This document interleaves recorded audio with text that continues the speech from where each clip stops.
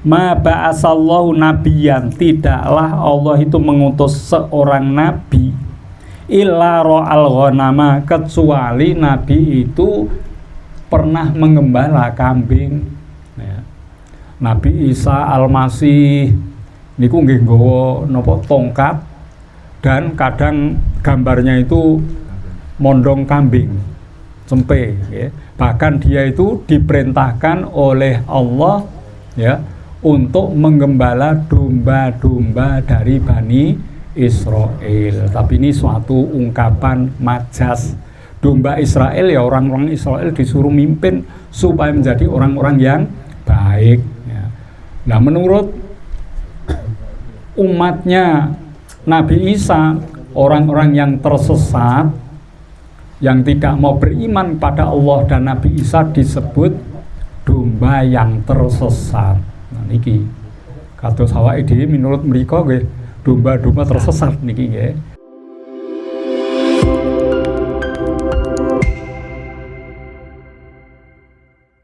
Assalamualaikum warahmatullahi wabarakatuh.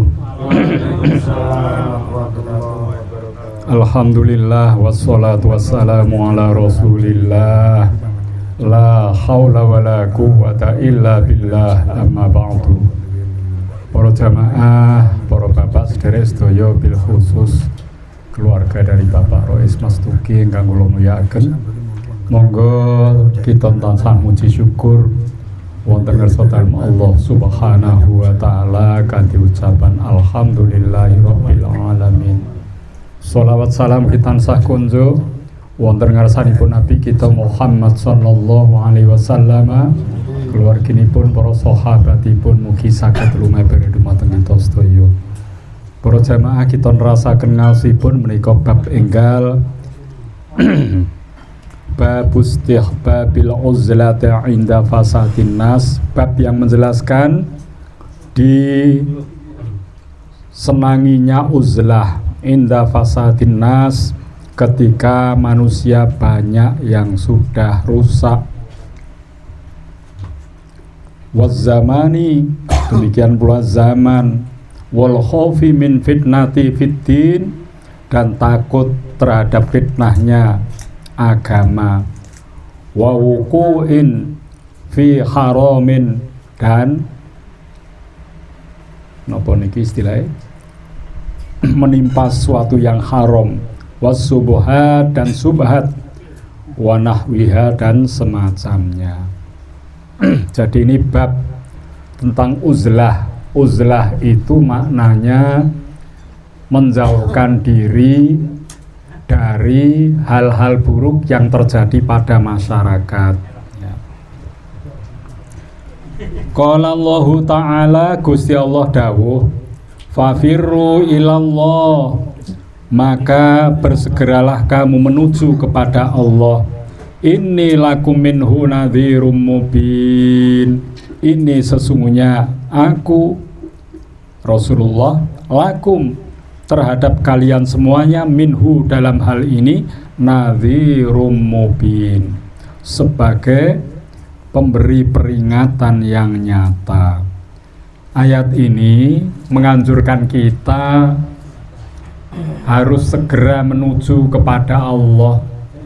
Jika kita menghadapi hal-hal yang buruk, yang mengancam agama kita, yang akan menjerumuskan kepada hal yang haram, subhat, ataupun semacamnya, segeralah kembali kepada Allah, berada di jalan lurus yang diridhoi Allah. Lah Rasulullah itu fungsinya dalam hal ini hanya mengingatkan kepada umatnya agar supaya selalu berada di jalan yang benar. Niki hadisipun sekawan mawon nggih. Wa an Sa'id bin Abi Waqqas radhiyallahu anhu qala, dari Sa'id bin Abi Waqqas, semoga Allah meridhoinya, berkata, sami'tun nabiyya sallallahu alaihi wasallam, aku mendengar Nabi sallallahu alaihi wasallam yaqul, bersabda, innallaha, sesungguhnya Allah, yuhibbul abda, cinta kepada hamba, at-taqiyya, yang bertakwa, al-ghaniyya, yang kaya, al-hafiyya, yang menyembunyikan. Rawahu Muslim, diriwayatkan Imam Muslim. Al-muradu bil ghina, yang dimaksud dengan kaya, ghina nafs, adalah kayanya hati. Kama sabaqo fil hadis as-sahih, seperti yang telah diterangkan dalam hadis sahih. Jadi Rasulullah SAW ini menyampaikan bahwa Allah itu cinta kepada hambanya yang bertakwa. Bertakwa itu selalu ada di jalan yang benar, ya. Bertakwa itu senantiasa taat kepada Allah, kepada Rasulullah. Dan iki kula jenengan monggo saben Jumat khotib senantiasa mengingatkan, ya, kita semua yang hadir diharapkan untuk bisa menjadi orang-orang bertakwa, ya. Perintah Allah Subhanahu wa taala, ya ayyuhalladzina amanuttaqullaha haqqa tuqatih wa la tamutunna illa wa antum muslimun. Itu sering kita dengar. Jangan sampai hanya didengar saja. Ini peringatan dari Allah yang serius. Wahai orang-orang yang beriman, ya, bertakwalah kamu kepada Allah haqqa tuqatih, dengan takwa yang sebenar-benarnya. Jangan hanya pengakuan lisan, tapi mari mana perintah Allah yang belum kita lakukan, berjuang untuk kita lakukan. Mana larangan-larangan Allah yang masih kita amalkan, kita berjuang untuk meninggalkannya dengan sungguh-sungguh. Dan pesan yang akhir, wala tamutunna illa wa antum muslimun, jangan kamu mati sebelum memang dinyatakan kepastiannya muslim, selamat dari ancaman neraka. Mila niki kula panjenengan sedaya, takwa ini merupakan satu pesan utama, ya. Dan inilah orang akan mendapatkan derajat tinggi maupun rendah kadar ketakwaan yang menentukan, ya. Boten pangkat, derajat, boten kekayaan, kepandaian, tapi takwa. Inna akramakum indallahi atqakum. Niki nggih. Lajeng nomor kalih ingkang dipun remeni Allah, al-ghaniyya, orang yang kaya. Tapi ini bukan sekedar kaya harta benda. Kalau dipun terangake, al-muradu maksudnya bil ghina, ghina nafas, orang yang kaya hati. Meskipun, ya, disakiti tidak membalasnya walaupun mampu. Lah, mampu mengendalikan diri seperti itu.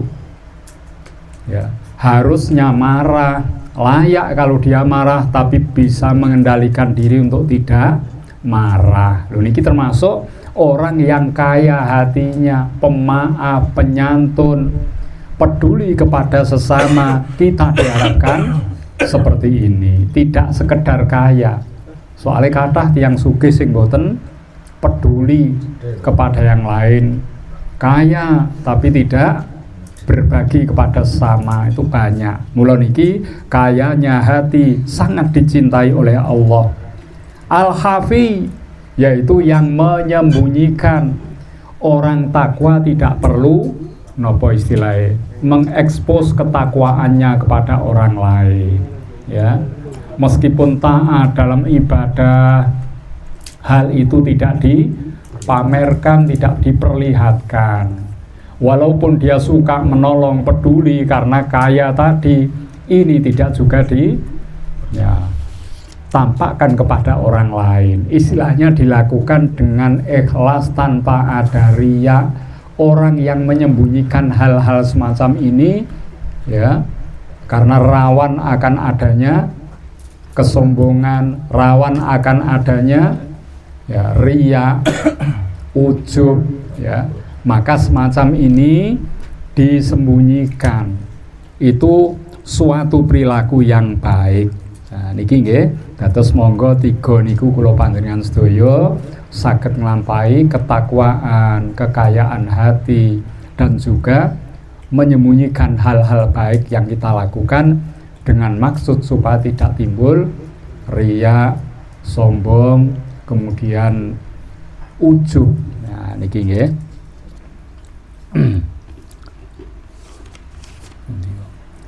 Hadis nomor kali wa Nabi Sa'idin Al-Khudri radhiyallahu anhu qala, dari Abi Sa'id Al-Khudri semoga Allah meridhoinya berkata, qala rajulun, ada seorang laki-laki bertanya, ayyunasi afdhalu ya Rasulullah, manusia mana yang lebih utama wahai Rasulullah.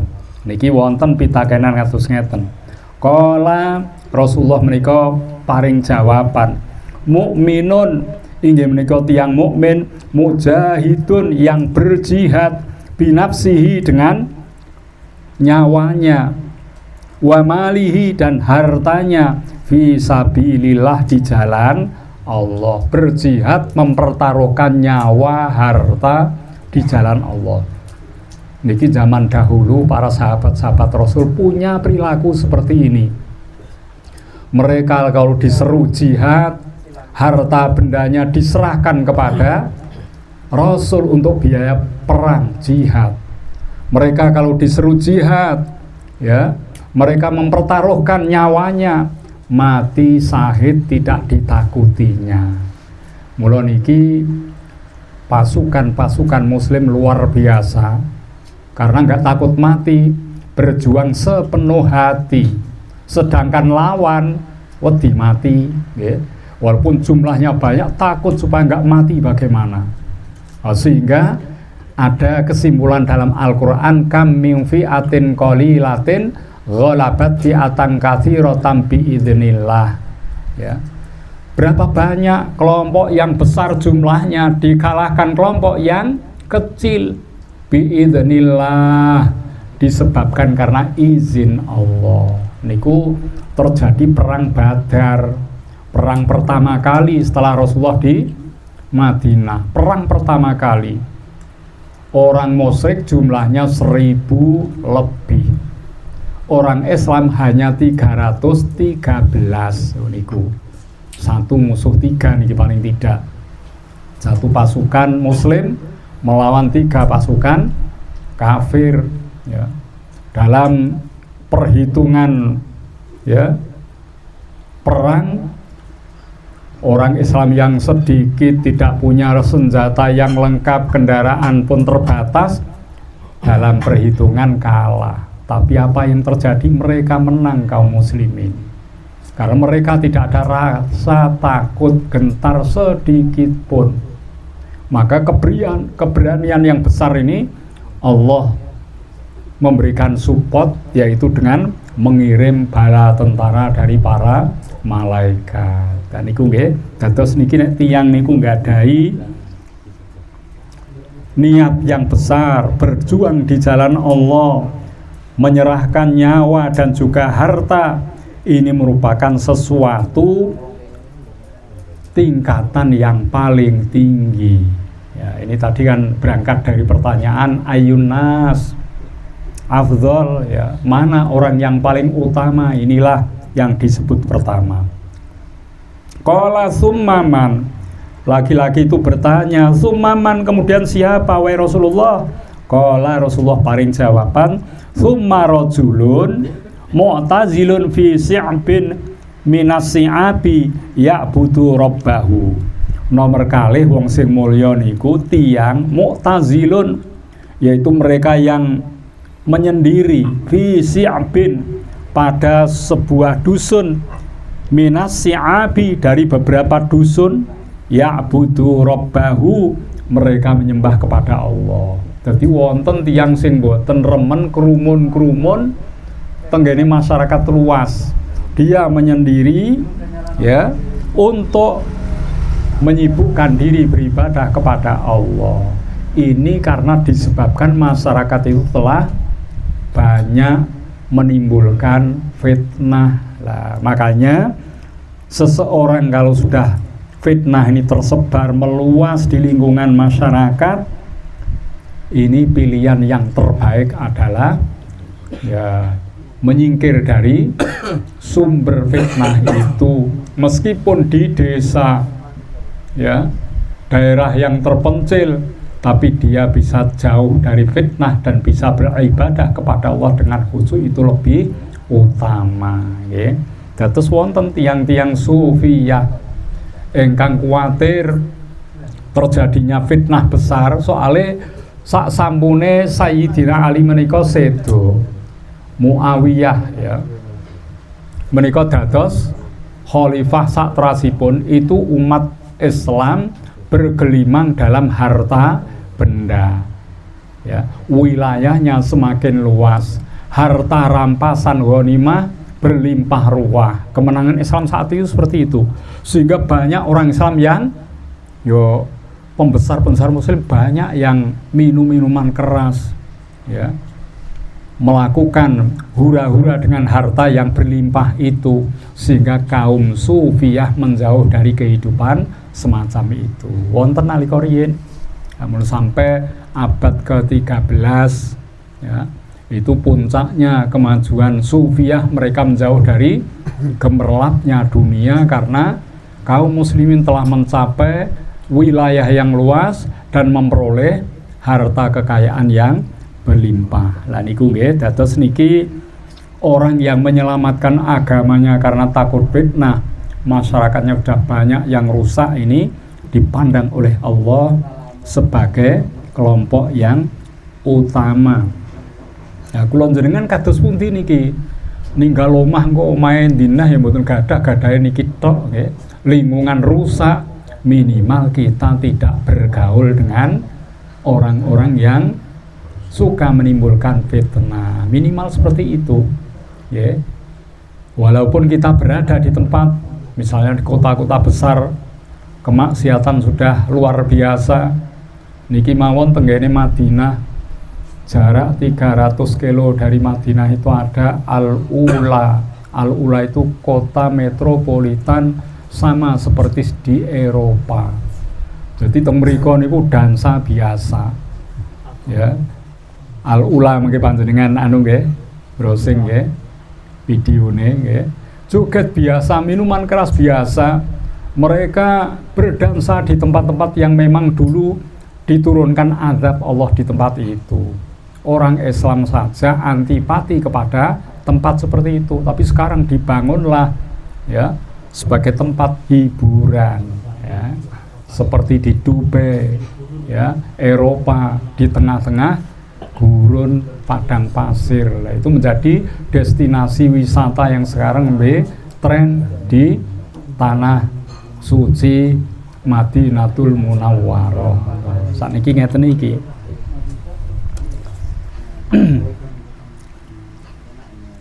Wa fi riwayatin yattaqillaha wa yada'un nasa min syarrihi. Ya, riwayat yang lain menjelaskan yattaqillaha, takut kepada Allah, bertakwa kepada Allah, wa yada'un nas, dan meninggalkan manusia, min syarrihi, dari keburukannya. Jadi kula jenengan nek pancen mboten saged ngrubah masyarakat sing rusak, mboten saged ngrubah. Misale dakwah ya dimusuhi, dipaidu, dihujat, ya, kita kalah barangkali seperti itu, maka sebaiknya meninggalkan kelompok yang semacam itu. Tapi kalau kita masih ada kemungkinan mampu berdakwah di sana, mewarnai, merubah masyarakat menjadi lebih baik, boleh kita gabung dengan kelompok yang menimbulkan fitnah, boleh ya. Tapi nek kira-kira kula jenengan kok ya malah katut dadi elek, sebaiknya kita menjauh dari masyarakat lingkungan yang menimbulkan fitnah. Nomor 3, wa anhu, dan dari Abi Sa'id Al-Khudri, qala, berkata, qala Rasulullah sallallahu alaihi wasallam, bersabdalah Rasulullah sallallahu alaihi wasallam, yusiku ayyakuna khairum malil muslimi ghanamun. Hampir saja, kata Rasulullah, terjadi suatu masa, niki zaman Rasul belum terjadi, hampir, tapi sekarang sudah terjadi. Ayyakuna khairum malil muslim, orang Islam itu menganggap harta yang utama ghanamun adalah kambing. Kambing itu mudah diinvestasikan, diternak dalam waktu dekat sudah berkembang pesat. Nek unta rada suwe. Kambing itu cepat punya anak keturunan, dilepas ya di padang pasir Ya, kambing ini telah mendapatkan makanan. Ini aset yang mudah dikembangkan. Ya tabi'u bias sa'afal jibal. Penggembalanya itu menggembala kambing itu di puncak gunung. Kenapa di puncak gunung? Karena di puncak gunung hawanya sejuk, rumput-rumput tumbuh di atas puncak gunung. Nek tenggene napa niki? Datarannya di padang pasirnya jarang ada rumput. Ya, maka dia mengambil di pucuk gunung itulah mengembalakan kambingnya. Wa mawaqi al-qatri, dan terkadang juga di lembah-lembah yang dipenuhi air, di sekitar itu banyak rumput. Itu yang dipilih. Ya firru bidinihi minal fitan. Kenapa pilih di tempat seperti itu? Di samping tersedia rumput, di tempat itu jauh dari fitnah yang ditimbulkan dari buruknya masyarakat saat itu. Nah niki penting ya. Dados niki nek nalika riyen dipun contohke kambing sebagai modal usaha. Sakniki nggih mungkin kaya Pak Haryanto truk. Lah niki tenake truk niki.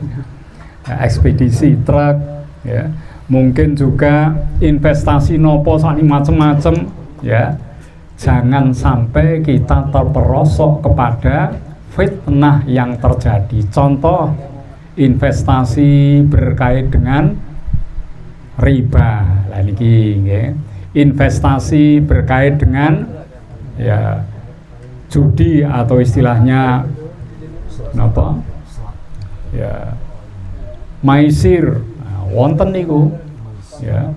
Contone sakniki kathah sing trading falas nika nggih. Niku ya untung-untungan, kadang duitnya del-del langsung kathah. Tapi kadang banyak pula yang mereka entek-entekan akhirnya. Niku kan kathah online menika. Ya jual beli falas, valuta asing. Ya. Juga trading menika nggih. Ya. Ini banyak berisiko dan dalam ajaran Islam digolongkan termasuk gharar. Gharar itu mengandung sesuatu yang tidak pasti. Kadang-kadang nek untung ya luar biasa, sedelok duite wis kathah nggih. Nek rugi nggih sedaya modale amblas ilang. Lah ngeten menika kula jenengan kedah nebi. Nek gambarane zaman Rasul dereng wonten model-model usaha ngoten nggih. Angon napa niku wau? Kambing wedhus nggih. Nah, nek sakniki macem-macem sampun ngantos kula panjenengan terperosok kepada hal-hal yang dilarang oleh syariat. Niki minangka uzlahe usaha kula panjenengan kedah atus ngoten. Rawahul Bukhari. Setunggal malih wa an Abi Hurairah radhiyallahu anhu, dari Abi Hurairah semoga Allah meridhoinya, anin Nabi sallallahu alaihi wasallam, dari Nabi sallallahu alaihi wasallam qala bersabda, ma ba'asallahu nabiyyan, tidaklah Allah itu mengutus seorang nabi illa ra'al ghanama, kecuali nabi itu pernah menggembala kambing. Nabi Isa Al-Masih niku nggih nggawa napa tongkat, dan kadang gambarnya itu mondong kambing cempe ya. Bahkan dia itu diperintahkan oleh Allah ya untuk menggembala domba-domba dari Bani Israel. Tapi ini suatu ungkapan majas. Domba Israel ya, orang-orang Israel disuruh mimpin supaya menjadi orang-orang yang baik. Nah menurut umatnya Nabi Isa, orang-orang yang tersesat, yang tidak mau beriman pada Allah dan Nabi Isa disebut domba yang tersesat. Nah niki kados awake dhewe menurut mereka nggih domba-domba tersesat niki nggih. Domba itu dalam ungkapan umat. Tapi benar-benar para nabi hampir semuanya itu pernah menggembala kambing. Nabi Musa nggih ngoten. Sakbare nikah digawani kambing oleh mertuanya. Dikatakan mertuanya Nabi Syuaib katanya. Ini dibawa ya ke padang pasir dengan istrinya sambil menggembala kambing. Nabi Muhammad kolorien bahkan pernah menggembala kambing dan mendapat opah. Lah niki nggih, niki mengke hadise diterangke ngoten. Faqala ashabuhu wa anta, sahabat Rasul bertanya, lah jenengan Rasul napa nggih menggembala kambing? Faqala Rasulullah dawuh, na'am, iya, kuntu ar'aha ala kororito, kami menggembala ala kororito untuk mendapatkan opah li ahli Makkah, ya, pada penduduk Mekah. Jadi Nabi nalika teng Mekah zaman remajane nate angon kambing, ya. Dan ini sebuah latihan. Nek ngangon kambing bisa mengarahkan, mengamankan, memimpinnya. Kambing berangkat dalam keadaan perut kosong, pulang semuanya penuh. Ini merupakan satu profesi angon kambing yang sukses. Ini penting. Kalau itu sudah dilakukan dan sukses, nanti akan mimpin umat itu akan memiliki kemampuan. Lah niki terus nabi-nabi kan mimpin umat. Sebelum mimpin umat secara luas, waktu mudanya mereka memimpin penggembalaan. Lah niki nggih. Terus niki suatu profesi. Lah nek kula dengan sakniki banyak orang memimpin tapi sebetulnya tidak punya keahlian dalam memimpin, sehingga bangsa kita menjadi ya kocar-kacir, tidak tertib, ya. Maka ada satu ungkapan, pimpinlah dirimu sebelum memimpin orang lain, pimpinlah keluargamu sebelum mimpin sebuah bangsa. Lah nek keluarga we ora sukses, ya, anake ra do genah, yo kan kathah pejabat sing ngoten-ngoten niku. Ngopaini keluarganya repot, tapi dia punya jabatan tinggi. Ini merupakan suatu ya kekurangan. Kalau memang dia orang yang baik, pasti bisa memimpin dirinya, keluarganya sukses, akhirnya mimpin masyarakat pun dia punya kemampuan. Ini antawisipun dados tasih tunggal hadis ini waktu panjang benjang ben mawon, terakhir satu hadis nggih, terus bab enggal malih. Monggo nek wonten pertanyaan-pertanyaan sekitar ingkang dipun terangake utawi sanesipun nyuwanggaaken nggih.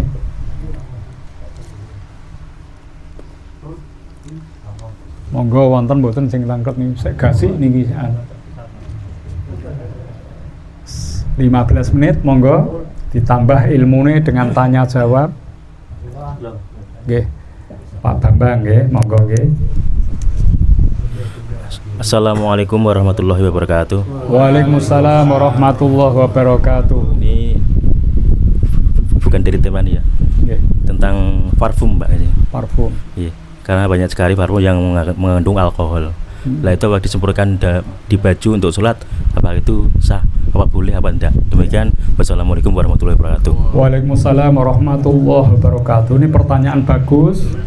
Apalagi ini hari Jumat, setiap Jumat kita berangkat ke masjid disunahkan menggunakan wewangian. Ini pertanyaannya, apakah parfum yang sekarang bercampur alkohol itu boleh dan sah disemprotkan ke badan, baju, ya? Memang ada satu keterangan dalam Al-Quran, innamal khamru wal maisiru wal ansobu wal azlamu rijsun min amali syaiton fajtanibuh.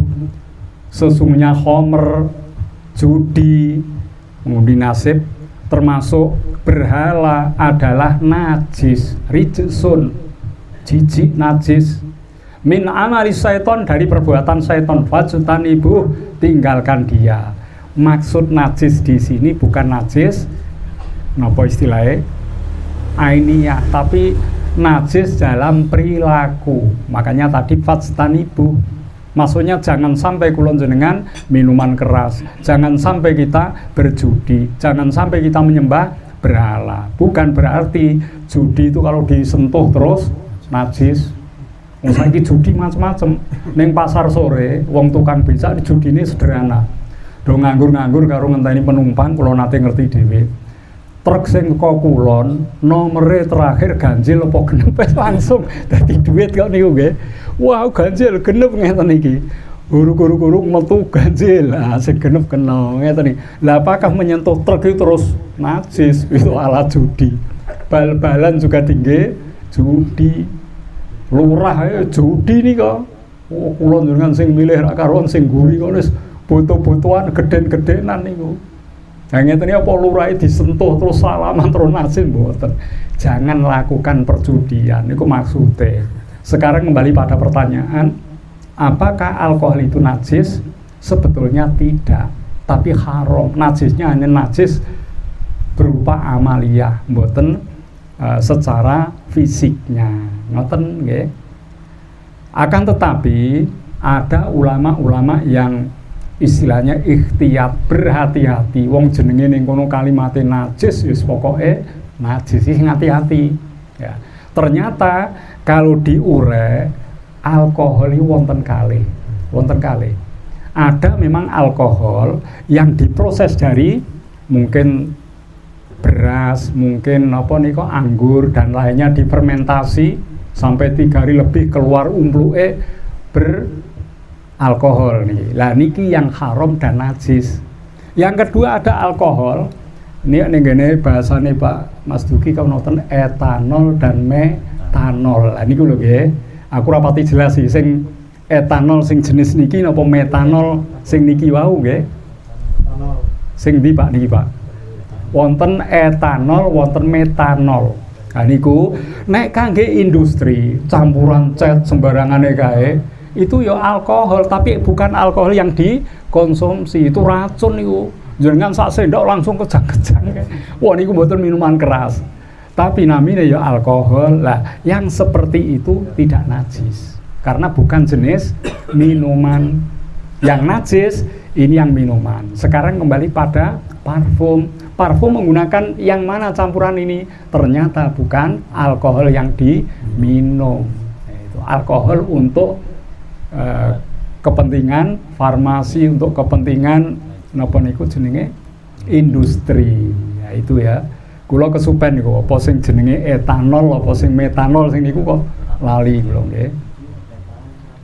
Ngoten Pak nggih, dados niki miturut kula njenengan nek hati-hati tenanan ya mboten ngangge sing ngoten, tapi nek kula njenengan ya istilahnya moderat ya tidak mengapa, asalkan itu tidak dikonsumsi. Dados niku. Ya. Jadi banyak alkohol yang dipakai untuk napa niki proses ya yang dulu pernah dipermasalahkan zaman Gus Dur itu ya. Alkohol itu ada dipakai campuran-campuran apa namanya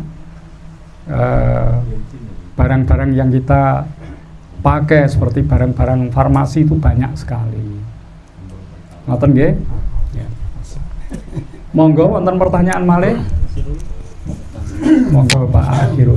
Assalamualaikum warahmatullahi wabarakatuh. Waalaikumsalam warahmatullahi wabarakatuh. Yang saya tanyakan antara hak dan batil itu kan tidak boleh dicampur. Yeah. Terus kadang itu ada orang itu ngomong itu wis ale-aleo wis penting sholat ngono. Dalam artian mungkin orang itu mabuk atau berzina mungkin tapi wis penting tetap sholat gitu. Itu penjelasannya bagaimana Ji? Yeah. Wassalamualaikum warahmatullahi wabarakatuh. Waalaikumsalam warahmatullahi wabarakatuh. Ini ada orang yang suka mabuk tapi Islam ya, juga sholat.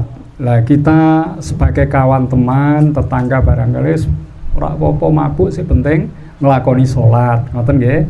Nah, semacam ini bagaimana sebaiknya? Zaman Rasul ada seseorang mau masuk Islam, tapi orang itu bilang begini, wahai Rasul, saya siap masuk Islam, siap bersyahadat, tapi saya tidak bisa meninggalkan minuman keras, tidak juga zina, kadang-kadang juga ngerampok, nggak bisa meninggalkan itu. Rasulullah tidak menolak, silahkan kamu bersyahadat, tapi saya hanya punya satu nasihat untukmu, jujurlah kamu, kon jujur tok niku. Lah zinanya gimana? Lho iku jarene wis hobi kuwi lakoni. Ya minuman kan lakoni. Tapi Rasul besoknya menemui dia. Bagaimana hari ini, berapa wanita yang kamu datangi, berapa gelas yang kamu teguk, orang itu masih kon jujur soalnya. Entek 10 gelas, wanita 2 wae Rasul. Nah ini nggih, pertama saya jujur, sesuk meneh disampari Rasul, ditanya kembali, ya. Sudah berapa gelas lu? Rasul takon terus ya. Ki kon jujur nek akeh sak ora ana perubahan ya isin. Akhirnya dikurangi sampai wae Rasul. Nasihatmu hanya satu, jujur, tapi saya tidak berkutik dengan cara itu. Akhirnya wong iku ya ora ngombe, ora zina, ora liyane, dadi wong apik. Proses tetangga teman yang mengalami itu tadi, nggih. Nasihat pertama is pokoke salat. Wis ngombe sik apa iku kesenenganmu, pokoknya sholat iki dalam tahap proses, Pak. Tidak napa istilahnya akhir dari sesuatu tujuan. Terus mboten napa-napa. Sing penting aja lali salate lah, suwe dengan sholat yang baik, dia akan meninggalkan yang buruk, itu harapannya. Tapi jenengan nek duwe kanca tangga kaya ngono ya disamperin terus-terusan, piye saiki sik seneng ngombe kok ora ya ngono, kaya nabi nika wau. Sehingga lama-lama akan risih. Sehingga dia pun akan ya memperbanyak hal yang baik, meninggalkan yang buruk. Memang hak dan batil nggak bisa dicampur, nggak bisa. Seperti siang malam dicampur mboten saged. Tapi ini sebuah proses. Remeng-remeng yo wis ben sik. Ya, ini proses untuk diajak, tujuannya menuju yang baik, meninggalkan yang buruk. Tapi nek kaya ngono sak teruse ya elek niku. Sak teruse sampai mati ya ngono terus ya mboten sae. Ngoten nggih. Sampun cekap menika? Pun cekap nggih. Oh, Pak RW terakhir, Pak RW. Monggo. Ben masuk ning HP ini kok. Ini. Sekali ini. Ngeten Mas ya. Nggih. Assalamualaikum warahmatullahi wabarakatuh. Waalaikumsalam warahmatullahi wabarakatuh. Sedikit Pak Kiai, saya mau minta penjelasan tentang rata-rata di masyarakat kita itu sebagai contoh untuk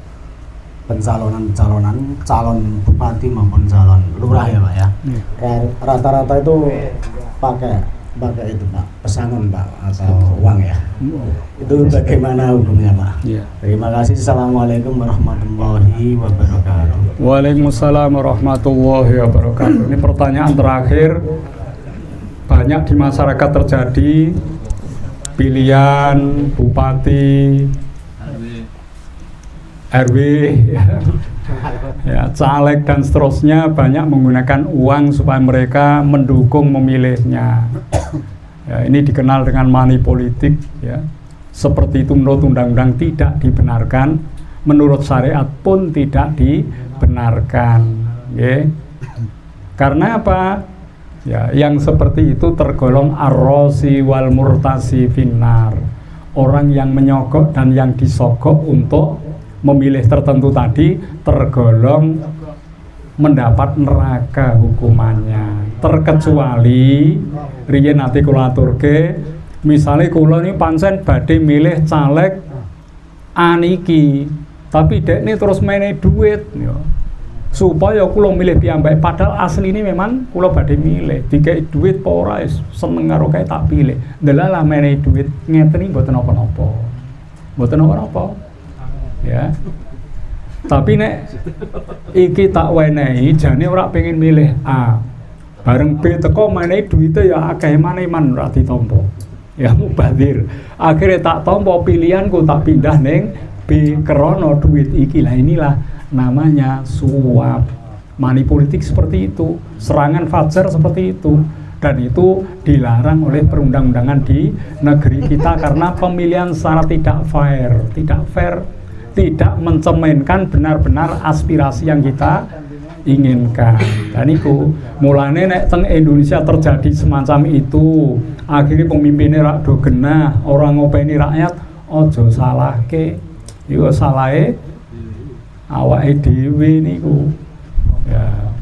Apakah boleh memberi karena merasa terima kasih ya kepada pemilih-pemilih itu baik lurah maupun yang lain boleh, tapi ya istilahnya tidak menentukan supaya mendukungnya. Memberi boleh, RT mriki diberikan seragam pengajian oleh calon tertentu boleh, asalkan tidak ada ya motif. Pokoknya sampai wis tak anu ya ngerti dhewe, milihnya kudu aku lah ngeten iki sing mboten angsal.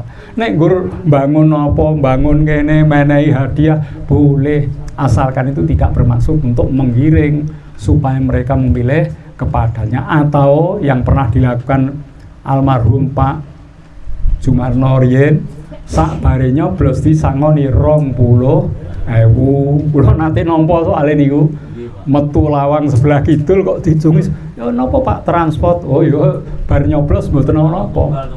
Sing tak coblos misale mboten Pak Marno nggih ora masalah, meniki memang memberinya tidak ada syarat itu. Ngoten nggih. Tapi nek sakderenge diangkuti saka ngene kabeh diselep-selepi ya supaya milih ya, lah ini yang salah nggih. Dados niku ngoten Pak RW nggih. Winginane kalau diniati sedekah gimana Mas? Sedekah nek mboten wonten pesan sponsornya mboten apa-apa. Orang ngarep-ngarep aku pilih ngono lho, ora apa-apa. Nyembelih wedhus kabeh diundang, kan ngoten nek pilihan lurah ra teng desa ngoten niku. Masyarakat diundang sesuai mayoran, tapi ora dipesan supaya mereka memilih itu wong sedekah nggih. Njaluk dungane supaya saged hasil mboten apa-apa. Ya minta doa restunya. Tapi nek terus pokoknya sing bar maem nih kene nek ora milih aku wis rasakno wetenge mumples ora tanggung jawab. Lah ngoten niku ancaman ya nyamari nek ngoten niku ora syukuran berarti nggih. Dados monggo menika nggih kadang-kadang sudah dianggap wajar di masyarakat, tapi kula njenengan mboten angsal nganggep enteng. Ya, walaupun itu sudah adat, sudah terbiasa, kula nolak ini ku berkali-kali, kula tolak langsung. Niku nggih sing ditolak heran, Pak kok jenengan mboten kersa liyane wae gelem kok. Wis pun kersane dhewe-dhewe urusane. Ngoten niku nggih, ampun ngantos mangke wonten pilihan caleg, wonten pilihan lurah niki sebentar lagi nggih, lurah pun dereng nih sing anu. 6 bulan, 8 bulan. 3 tahun lagi. 8 tahun. Lah mengke ampun ngantos nampi ngoten. Mugi-mugi saged nggih sami niki pelajarane uzlah. Minimal 1 poin kita hindari. Mekaten nggih, kadosipun tim suksesnya pripun? Tim sukses boleh diberi boleh. Kula tim sukses Pak Haryanto arep dadi lurah besok nggih. Tim sukses nggih. Kula boleh nampa jasa wong jenenge iki ya. Nek mboten wonten napa sponsor tim sukses kan ora terkenal. Kula mriko sosialisasi Pak Hari jujur sae. Pak Har ngeten mohon untuk doanya, dukungannya. Mboten ana apa niku umum niku. Ya nderek ngentumi artone. Nah niku nek ngendumi artone terus sampean jolali ya tanggal sakmene Pak Haryanto lah niki ndak boleh. Tim sukses ini tugasnya ngene. Ya. Tim sukses nek nggur kaya nika lho napa jenenge? Pemilu iki apa jenenge Pak? Kam. Ah nika sing kula maksud niku tim sukses jurkam mensosialisasikan beliau ini mboten ana apa. Tapi nek juru kami terus nika tangan panjangnya untuk ngaturi niki jolali tanggal 21 Pak Har, tanggal 2 Pak Har iki yo jelas iku mboten angsal niku. Aja dilakoni nggih Pak Lurah nggih. Sampun nggih kadosipun cekap. Mbok bilangin matur wonten kirang nyuwun pangapunten. Wallahul muwaffiq ila aqwamit thoriq. Wassalamualaikum warahmatullahi wabarakatuh. Waalaikumsalam warahmatullahi wabarakatuh.